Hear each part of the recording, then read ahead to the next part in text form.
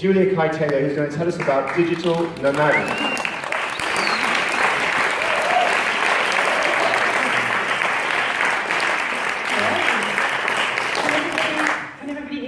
Yes. Hello, how lovely to be here. This is amazing. Because as Tim said, I have spoken before in Eastbourne, which I really loved, and I love this place. I came in and I kept saying, I like this place. It's absolutely gorgeous. Digital nomadery. Actually, 2 days ago, Tim said to me, what are you talking about? Is it digital nomadery? And I said, oh, that'll do. Yes, let's call it that. Because I discovered the other day there is a name for my lifestyle, which is being a digital nomad. And it's kind of got a trendy name now. But essentially, my lifestyle is that I own only what I can carry on my back. So I have a rucksack which I have about 10 kilos of possessions in. And I live wherever I am, which is Bexhill for the last 4 days, which is very lovely. I haven't been to Bexhill before to live, but I've been living in Bexhill since Saturday actually. And also that I can continue to earn my living digitally, which is with the aid of technology. So that was the definition. I looked up on Google the definition of a digital nomad, which was essentially you're location independent and you can support yourself with technology and you can travel the world and still have your career. And I thought, oh, that's me. I'm a digital nomad. How exciting. So when Tim said, what would you like to talk about? I said, oh, I'll talk about being a digital nomad. And the thing is that it is exactly about living where I am. So as I said, it's been Bexhill since Saturday. It also means that I came here because on Saturday, I went to my friend Jane, who's an amazing artist, go to her show in Seaford. I went to her show, and that's why I'm also in this area. And of course, I needed a dress. So a digital nomad, having only 10 kilos, I tend to buy clothes, wear them for a little bit, wear them for everything I go to for about a week. Then I have to kind of shed them. And because you can't fit a lot when you need a computer in your bag, and I don't wear shoes, I don't own shoes, so that's another thing. But, so, another 15 minutes. I have to be careful of my time because there's a lot. So really, I thought I'd tell you about how this occurred. Because I've always been known as a free spirit. As a child, people would call me naughty, perhaps, but again, the kind of label free spirit was there. Because as a little girl, if we went on a family walk, I wanted to go on my own walk. So I would be miles up the road, and the family would be trying to pull me back.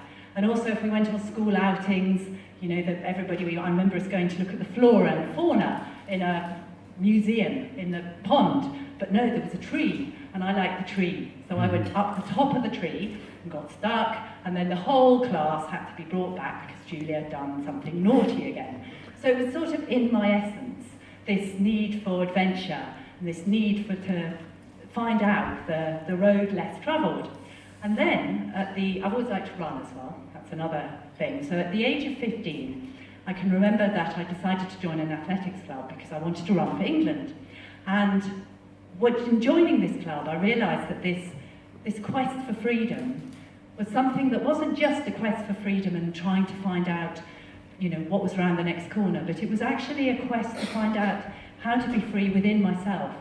And at the age of 16, I remember reading the book Jonathan Livingston's Seagull, which is about a seagull that wants to be free, and that is a quest to fly to do amazing things, to stretch for the highest possible speeds and the highest possible achievement, and to be free.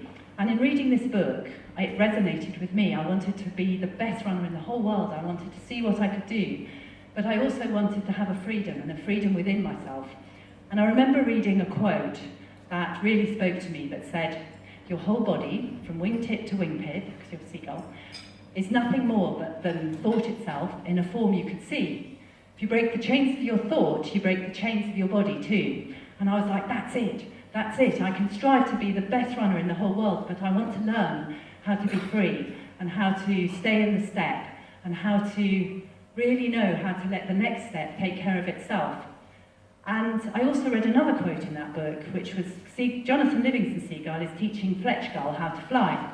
And there's a point where Fletchgull is so delighted because some shift has occurred, and he turns to Jonathan and he says, are you saying that I can fly? And Jonathan says, I'm saying that you are free. And I remember going, right, that's it.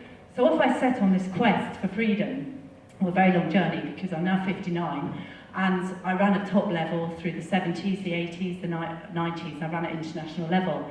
But the eternal quest was how to be striving for excellence, striving for the highest level I could possibly achieve, but to be immediately in the step I was in, absolutely present, there, here and now. Which, again, then at the age of 17, people started to come to me. I was working in health and fitness, but people started to come to me for guidance. So my work for the last 42 years has been in the lives of others, and essentially helping them to find their own road less travelled, how to find their own freedom, how to find their own path. And that's been the essence of my work, which amazingly I do digitally now, being a nomad. So now we fast forward, because I know I've only got 15 minutes and I'm dreadful with this timing. So fast forward to 2012, December the 6th, 2012. I was going up to London on the train to meet Anadi. Anadi's now my husband, but Anadi wasn't my husband then. Anadi had a Sounds Orange was the name of his website, and it was an MP3 download site for new age music, for meditation, books, music. He also had a section on his site which was interviewing people about meditation. So he was interested in speaking with me about my running as a meditation on the move, because I'm now 53 years old, lots of life has happened, lots of striving to break the chains of my thought, and therefore break the chains of my body too, and to learn to be present and in the step. So Nadia and I met on the 6th of December 2012, and I was single then, and I was in a very free space, lots more stories about that. But anyway, we became a pair. And during that year, we were on holiday in Santorini in the August. And Zanardi said to me, he is a really true digital nomad because he has an online business, fabulous online business, iSportsAnalysis.com. Do look. And so he works, so we were in Santorini, and he said, oh, can't we travel more? And my immediate thing that came out of my mouth were, what about my work?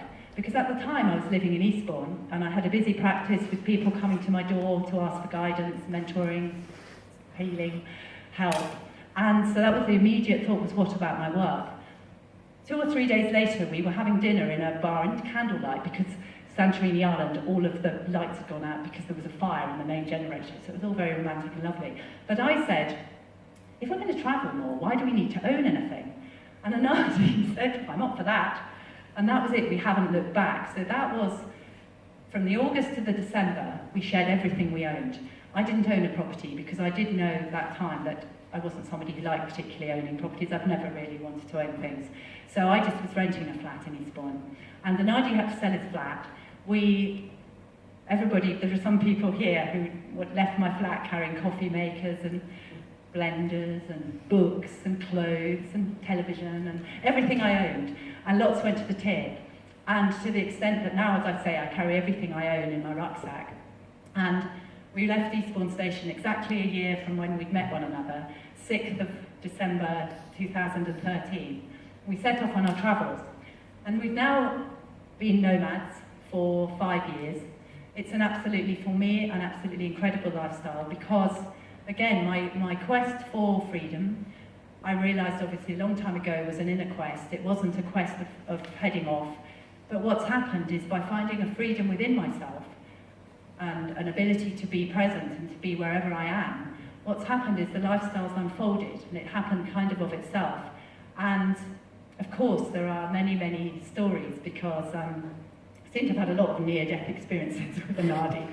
Because within about 3 weeks of leaving Eastbourne, we were in Costa Rica, and we got caught in a riptide. And we obviously come out of the riptide, here we are, but I really did face death then, because I remember recognising that we may not escape this. We hadn't seen the sign because we were running on the beach, and there was a sign on the path that said, don't swim. And we weren't swimming actually, we were jumping in the 7-foot waves, but of course the riptide can get you underneath.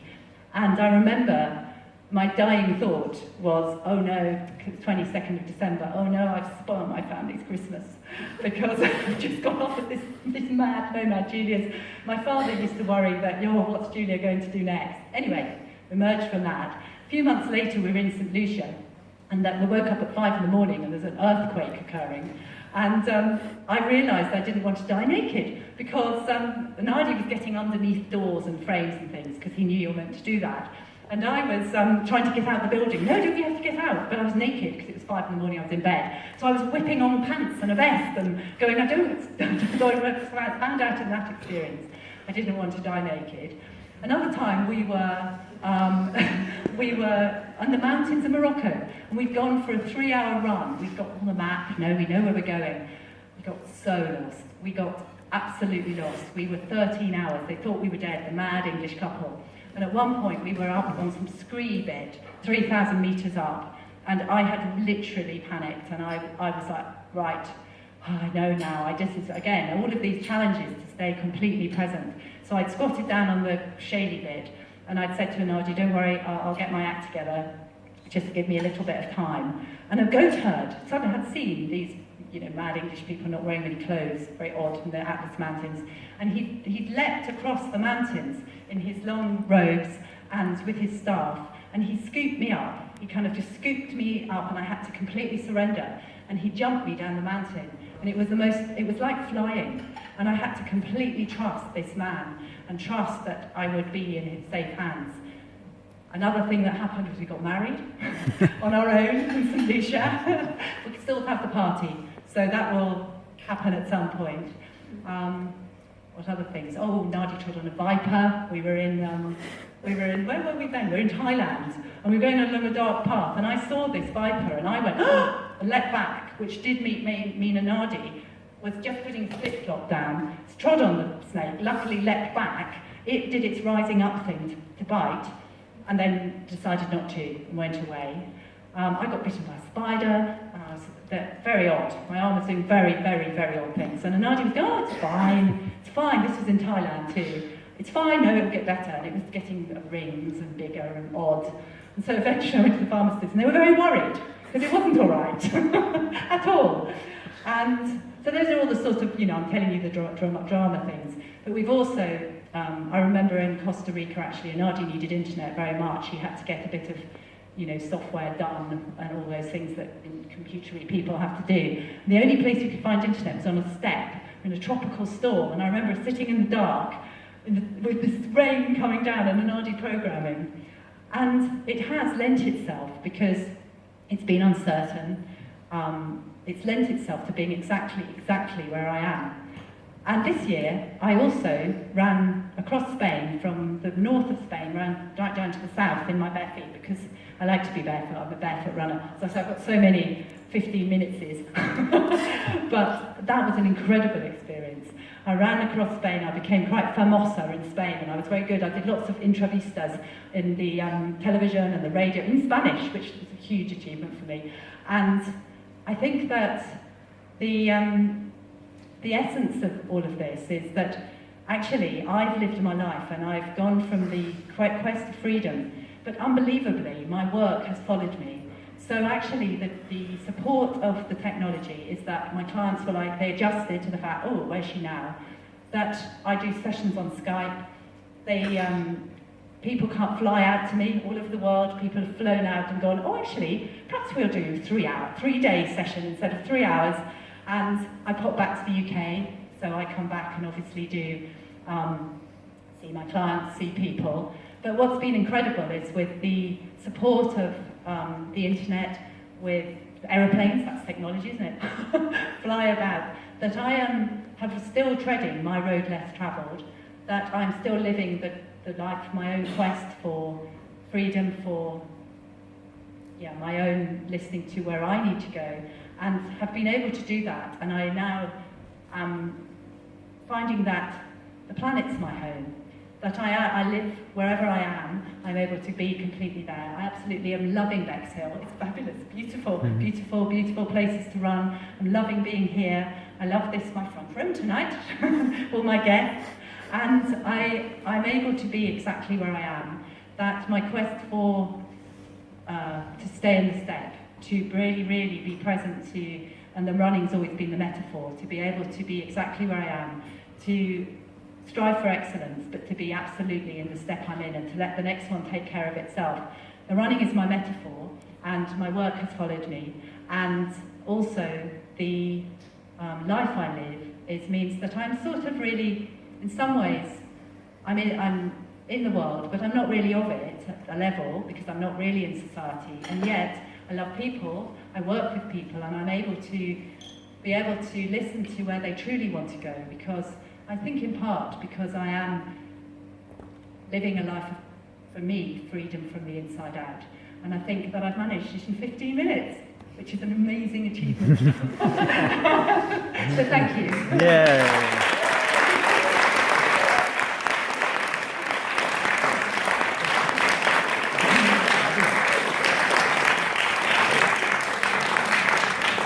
I think that was bang on 15 minutes. So at this stage, we throw it open for questions. So does anybody have any questions for Julia? Anybody want to give up their possessions immediately? And hang on. Oh, excellent. Shoes.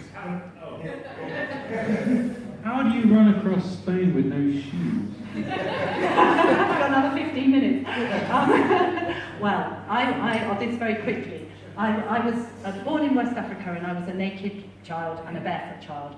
And then I came back to the UK, and I always ran around in my bare feet. Always, always, always. I started being a runner when I was 6, and I knew that was what I wanted to do. And when I was running at 15, when I joined the athletics club, I was a barefoot runner. There was an grass athletics club track, so I did all my training barefoot. Through the 80s, we all ran in the lightest shoes imaginable, so I was a marathon runner. So I am a natural 4-foot striker.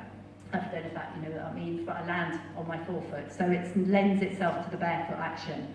And then, about 10 years ago, I read the book Born to Run by Chris McDougall, which is about the tribe, the Tarahumaras, who are barefoot. And I thought, I don't want to go back. And I was a very light shoes runner anyway. And I interviewed him, because I used to do podcasts and interview people. And I interviewed Chris McDougall himself, and it inspired me back. So I've been barefoot running now, properly barefoot for 2 years. And during that time, for some reason, I decided I wanted to run across Spain. But my body lends itself to it. Well, actually, in the audience tonight, I know we have someone who, we had a fabulous talk in January, I'm looking around, by a group of naturists who were into, could they shed more than their shoes though, Julia? So I think well, that could be good. Any more questions for Julia? And yes. Where do you get your bank statements sent to? Well, actually, that's a really good question, because if you're a nomad, and I'm still a British citizen, and you have to have an address to bank, and to have a driving licence, pay tax, and all of those, and I still have an English bank account, British bank account, so you have to have an address. So I have an address at Gatwick. There's the Beehive, it's Auriga Management, so you have an actual address. So they're a group of offices. I also hire an office there occasionally for clients to come and see me. So that, yeah, you have to have an address. And then, I don't tell many people, so I don't want to. Just the bank. Good question. Any other questions for Julia? Anybody here? Over here. Is there someone? Any other questions? No, here? Sorry, I saw a hand, but then it was taken down. Oh, sorry. Do you have any children? No, I don't. Sorry, go on. Is that not part of your journey? No, I wanted children. I'm 59, obviously, so they're not going to pop out now. But but I did want children, but they didn't appear. But I think my nurturing and my mothering energy has gone into my work with my clients. But from the perspective of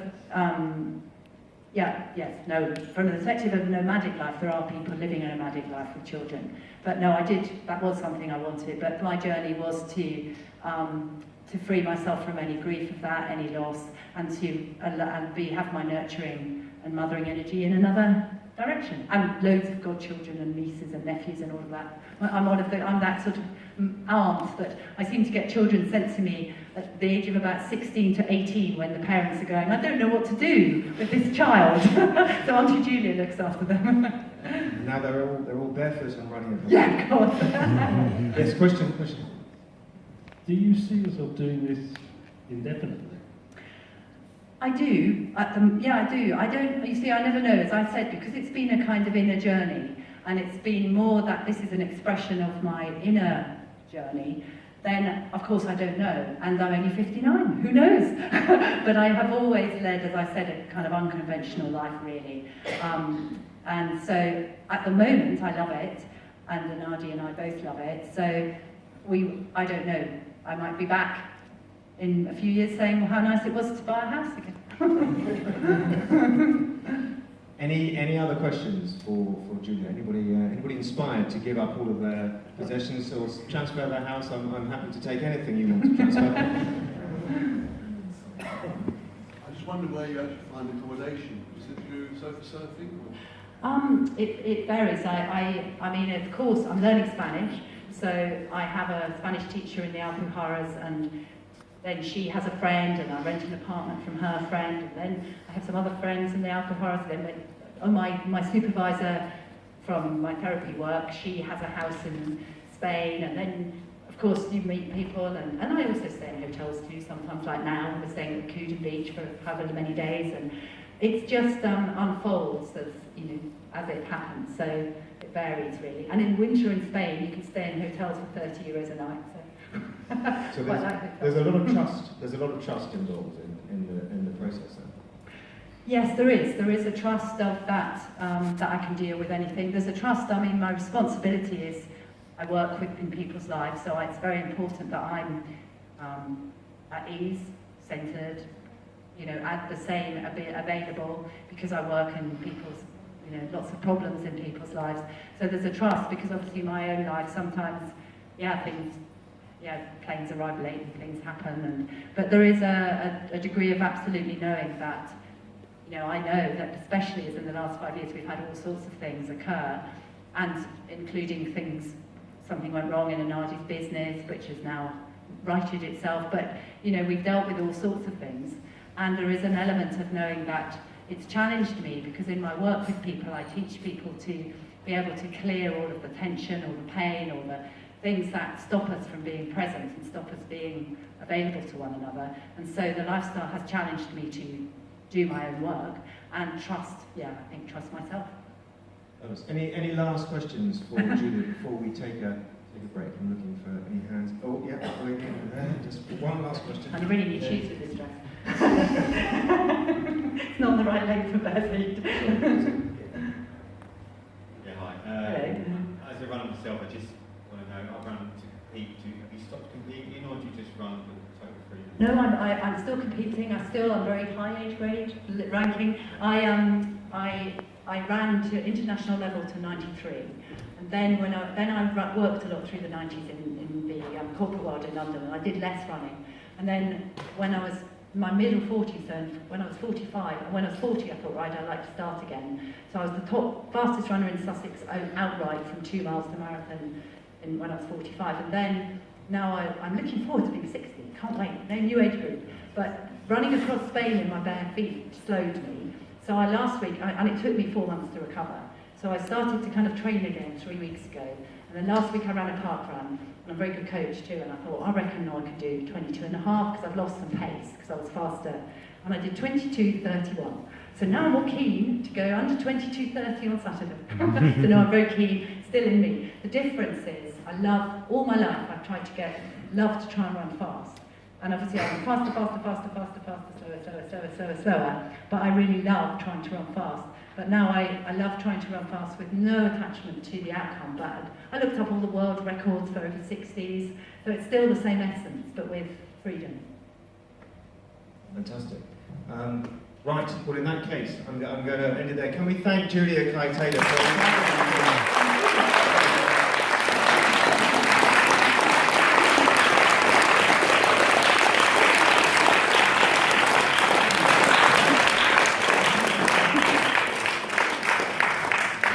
Fabulous talk. Right, now we will take